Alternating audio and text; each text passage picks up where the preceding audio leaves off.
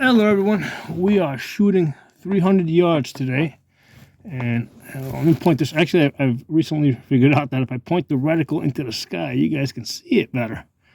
So that's 25 magnification, and that's all the way down to 5. So let's get on target. Okay. Now I'm going to zoom up. Go all the way to 25. Okay, we're using PMC to make sure I can see it good in the camera. Yeah, I think you guys can see it. Yeah, so all right. So we're shooting PNC X-Tax. Get this bubble level straight. And let's see, extend the stock a little bit. I have the camera adapter, so it actually makes the camera come out a little bit longer. Right, basically makes the scope longer. So I have to extend the stock. And actually, one of the interesting things I noticed earlier before I mounted the camera mount, starting at 15 there, that's 15 power. Oh, actually, that's 10. At around 15. You can see the mirage today because the sun's out. I have to take it a little bit out of focus so you guys can see it. But oops, no, that's I grabbed the wrong button. I'm turning the illumination dial. I always get those two mixed up. So yeah, if I dial back a little bit, you guys might be able to see the mirage, which is blooming straight up. I can't see it through this adapter because there's a very heavy tint. So I'm looking through two lenses before I actually look in the scope. So, but you guys might be able to see the mirage. So I figured out, somebody had told me so, but I figured out that you can start seeing mirage with a 15 power scope. And then with the parallax, you've got to dial it back a little bit, so because you got to focus in front of it. You're focusing on the air, not the target. All right, so let's zoom up. I'm gonna go to that first target.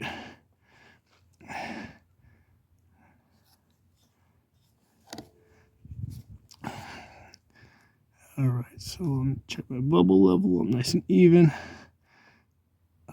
So this should be a 1 mil hold at 300 yards. So that should be the top of the spine right there. That's what I'm going to hold on, and then we're going to see if that holds true. Okay.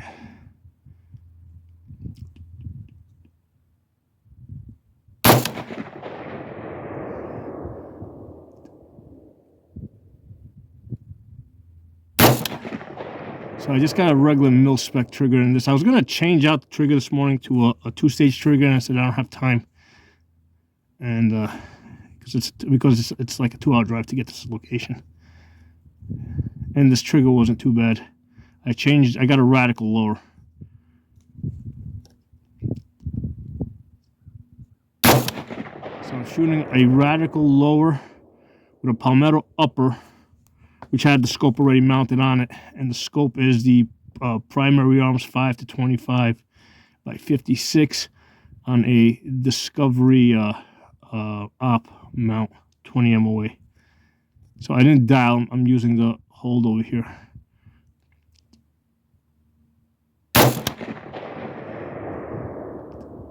My follow through sucks right now. I gotta focus on that.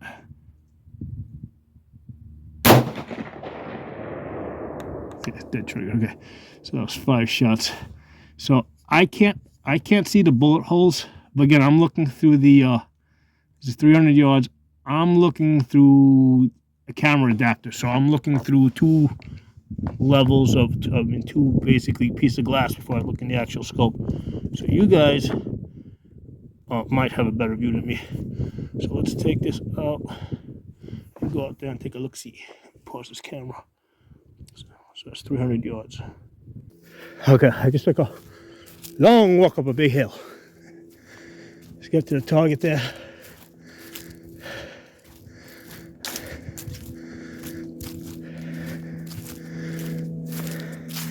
I didn't bring my tape with me. Shit, I forgot to bring my tape. It's probably about, you know what, I'm gonna mark these. We're gonna measure these on the way back. I'm gonna shoot this one more time.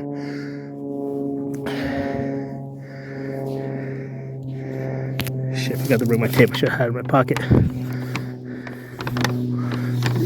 4, 5 at 300 yards. I mean, here's a Sharpie. It's just outside of a length of a Sharpie, whatever that length is. Oh, no. Alright, so yeah, I'm using a Sharpie here as a measure. So you guys figure out how long a Sharpie is. I'm just outside the length of a Sharpie. What I'm going to do is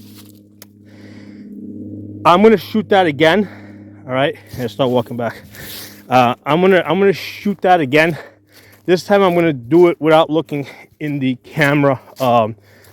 You know, looking through the camera adapter, because I don't think my hold was as good, but it wasn't too bad. I mean, that wasn't too bad over there. So wind's obviously pushing a little bit to the right, but my hold was good, because I basically held at 1 mil. And it went, oh, let me take a look at it. Yeah, it went just a little bit off to the right. Yeah, I can see it from here. All right, let's walk back and shoot this again. But what I'm gonna do is, because I don't know how good that video is gonna look through the camera, but what I'm gonna do is, if it looks good, I'll put it at the beginning of the video. If it looks bad, I'll do the part that I'm about to do now first, and then I'll add that part after. So I'll put the part that looks better on camera first. All right, so this time I'm sticking a tape measure in my pocket so I don't forget it. We're shooting these PMC X-Stacks, 55 grains. I'm actually kind of surprised that, because here's the thing, there's wind, but the wind seems to me like it's going straight out. I mean, there is a little bit of a like diagonal push to the right. I can see in the wind ribbon here. So I'm surprised that it moved the bullets as far to the right as it did, but it did. So I'm going to try and shoot a little further out here today, and I'm going to definitely have to take that into account when I go longer distances. Because last time I was shooting at distance of like 400 and 500 yards, it blew me completely off the paper. And I ran out of daylight, so I really didn't have too much time to play around with it. Okay. Same deal.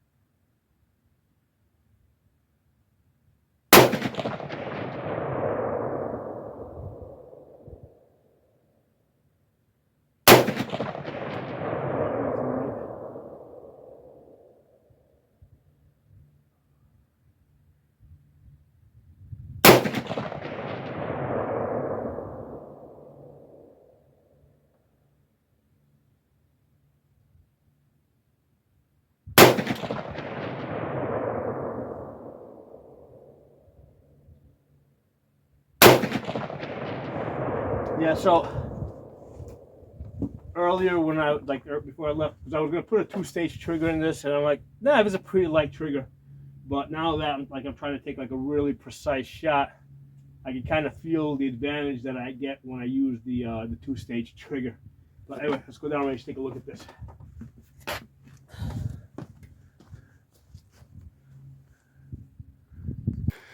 Yeah, I'm thinking that the mil-spec trigger that Radical gave us on that lower is really, really nice.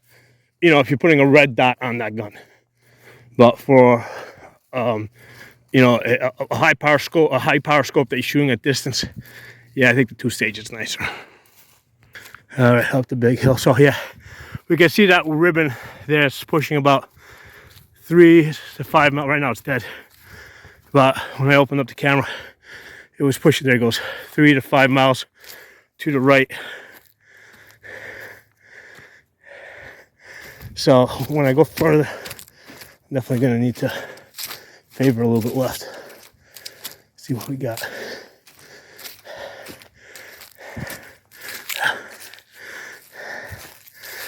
All right, so we can see the fresh holes. 1, 2, 3, 4, 5. Let me open up this tape. So earlier, we got a 6.5-inch group at 300 yards with the Palmetto upper, 16-inch barrel. So that's with the Palmetto, with the PMC X-Tax 55 grain. And now we got a 7-inch group, the second round that I just did. So definitely like 6 to 7 inches, no problem. The wind is definitely, you know, messing with at least about an inch or two of this. Just because, you know, we just saw that ribbon. We can see it right there. Yeah, that ribbon is pushing left. And it's like a stop and go thing. Like right now, I just picked up to about almost, you know, it was at 3 to 5 before. Now it's like 5 to 7. So I think that the fact that sometimes it's sometimes it's like 3 to 5 and then 5 to 7. That, like with this group over here, that explains why it's elongated. Like the height here, I mean, across the board is not more than 3 inches. Oh, let me open this up again. So the height variance is actually about within 2 inches going across the board. So we have a height variance of the 5 shots of like 2 inches, but then we're stretched out to 7 inches. So that's you know, that's because of that wind that's like inconsistently blowing to the right. Actually, I just want to see something here. So if we look at the best 4 shots of the one that we just did, like the best 4 out of 5, because sometimes the ammunition's off. So best 4 out of 5 would be, hold on, 1, 2, 3, 4. That's the 5th one. So these 4 shots here are at 4 inches, the one that we just shot. And then the earlier group, if we look at the best 4 out of 5, we're at 4 inches again.